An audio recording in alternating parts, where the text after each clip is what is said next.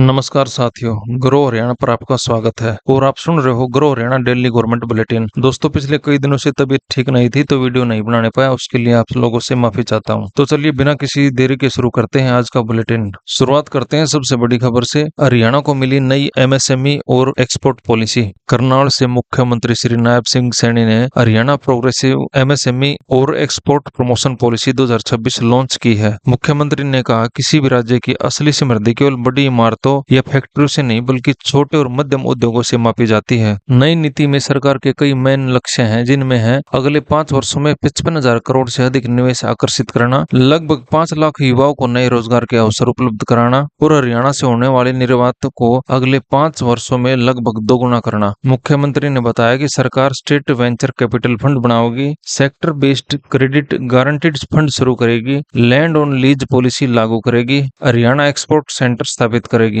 सबसे बड़ी राहत निर्यातकों को मिली है, क्योंकि एक्सपोर्ट फ्रेट सब्सिडी को बढ़ाकर 10 लाख से 30 लाख प्रति यूनिट प्रति वर्ष कर दिया गया है। मुख्यमंत्री ने बताया कि प्रदेश में अब तक 15 लाख से अधिक एमएसएमई का औपचारिक पंजीकरण हो चुका है। पद्मा योजना के तहत लगभग 700 एकड़ भूमि पर 15 औद्योगिक पार्क विकसित किए जा रहे हैं और सरकार ने make in Haryana industrial policy 2026 सहित 9 सेक्टर आधारित नई औद्योगिक नीतियां लागू करी हैं। इन नीतियों के माध्यम से 2030-31 तक 5 लाख करोड़ का निवेश आकर्षित करने का लक्ष्य रखा गया है और इसके साथ ही घोषणा करी है कि 5 से 7 अप्रैल 2027 तक happening Haryana global invest summit 2027 का आयोजन किया जाएगा। दूसरी बड़ी खबर किसानों के लिए है। हरियाणा सरकार ने किसानों के लिए फार्मर ई खरीद मोबाइल ऐप लॉन्च करी है। अब किसानों को मंडी में घंटों लाइन लगाने की कोई जरूरत नहीं है। इस ऐप के माध्यम से किसान घर बैठे मंडी का गेट पास बना सकेंगे, अपनी सुविधा के अनुसार मंडी में फसल बेचने का दिन और टाइम सेट कर सकेंगे और मोबाइल पर अपनी पेमेंट का स्टेटस और ट्रैकिंग चेक कर सकेंगे। इसके अलावा यह ऐप हिंदी और अंग्रेजी दोनों भाषा में है, ताकि किसी किसान को कोई दिक्कत ना हो। तीसरी बड़ी खबर है, कैबिनेट बैठक में लिए गए कई बड़े फैसले। 13 अगस्त को हुई मंत्रिमंडल की बैठक में कई बड़े फैसले लिए गए हैं। तो बड़ा फैसला है, विश्व बैंक की सहायता से लगभग 5,714.80 करोड़ लागत वाले वाटर सिक्योर हरियाणा प्रोग्राम को मंजूरी मिल गई है। इस प्रोग्राम के तहत 104 नहर चैनलों का पुनर्वास और आधुनिकरण होगा, 131 नई जलाशय का निर्माण कराया जाएगा, 620 वाटर वर्क्स विकसित करे जाएंगे। इनके अलावा और भी कई काम है जो इस पॉलिसी के दौरान किए जाएंगे। महिलाओं के स्टार्टअप को बड़ा फायदा। कैबिनेट ने महिला स्टार्टअप के लिए कई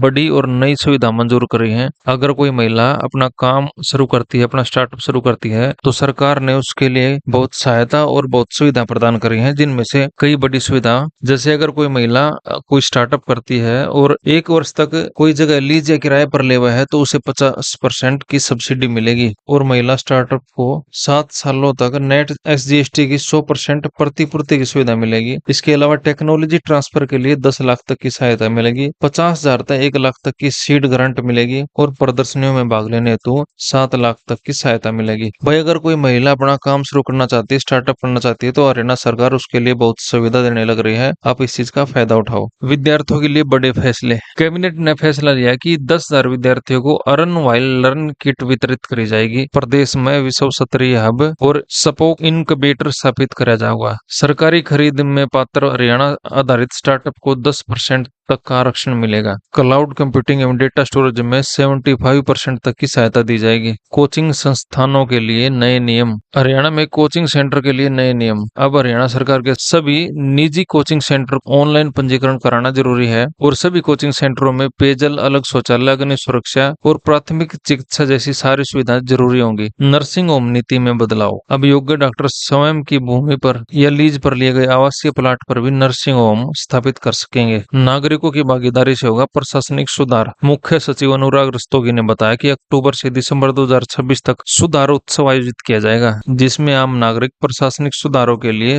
अपने सुझाव देंगे। सरकार को जो उपयोगी सुझाव लगेंगे उनकी जांच करेगी और उनकी प्राथमिकता तय करेगी और सभी सुझाव समयबद्ध तरीके से लागू करेगी। उच्च शिक्षा को मिलेगा नया स्वरूप। हरियाणा के शिक्षा मंत्री महिपाल ढांडा ने कहा, सरकार का लक्ष्य सभी विश्वविद्यालयों और शिक्षण संस्थानों में आधुनिक सुविधाएं उपलब्ध कराना है, ताकि इनोवेशन, स्किल डेवलपमेंट और रोजगार परक शिक्षा विशेष ध्यान दिया जा सके। HIV जागरूकता अभियान। इंटरनेशनल यूथ डे पर मुख्यमंत्री ने पंचकुला में IEC कैंपेन 3.0 की शुरुआत करी। यह अभियान 12 अक्टूबर तक चलेगा। मुख्यमंत्री ने बताया, जुलाई 2026 तक अनुमानित HIV संक्रमित लोगों में 93.01% की पहचान हो चुकी है। पिछले वर्ष लगभग 8 लाख लोगों की मुफ्त HIV जांच करी गई और प्रदेश के शेष 5 जिलों में नए ART सेंटर भी स्थापित करे जाएंगे। ग्लोबल सिटी परियोजना, मुख्यमंत्री ने राज्य प्रगति पोर्टल की समीक्षा बैठक में फरीदाबाद ग्लोबल सिटी के लिए 3 महीना में बिजली, पानी, सड़क और आधारभूत सुविधाओं की योजना तैयार करने के निर्देश दिए हैं। स्वतंत्रता दिवस,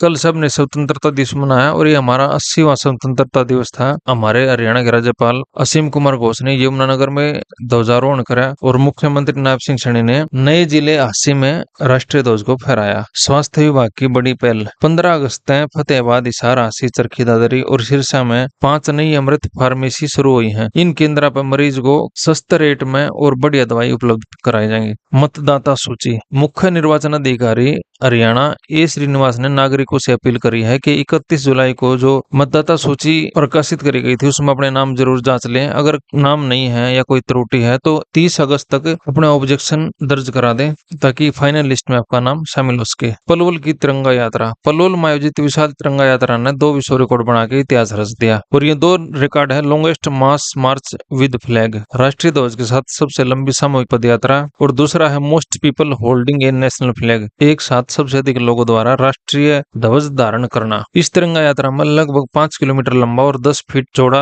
तिरंगा शामिल था और इन दोनों उपलब्धियों के लिए golden book of world record ने प्रमाण पत्र प्रदान किए हैं। तो भाई ये हमारे हरियाणा के लिए बहुत गर्व की बात है। पलवल के लोगों ने अपनी देशभक्ति दिखाई और इतिहास रच दिया। री एम्प्लॉयमेंट समिति का पुनर्गठन, हरियाणा सरकार ने री एम्प्लॉयमेंट मामलों की जांच और सिफारिश के लिए नई समिति का गठन किया है। इसमें एक senior IAS Sudhir Rajpal, doctor Sumita Mishra और विनीत गर्ग को सदस्य बनाया गया है। तो साथियों, आज के grow Haryana daily government bulletin में फिलहाल इतना ही। अगर आपको बुलेटिन अच्छा लगा हो तो वीडियो को लाइक करें और हमारे चैनल ग्रो हरियाणा को सब्सक्राइब करना न भूलें। जय हिंद।